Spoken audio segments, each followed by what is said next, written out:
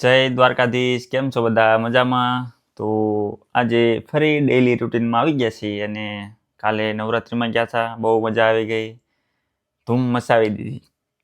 ને આજે તમે હું જોબ ઉપર જાઉં છું, ઠેલો તૈયાર કર્યો એમ ને?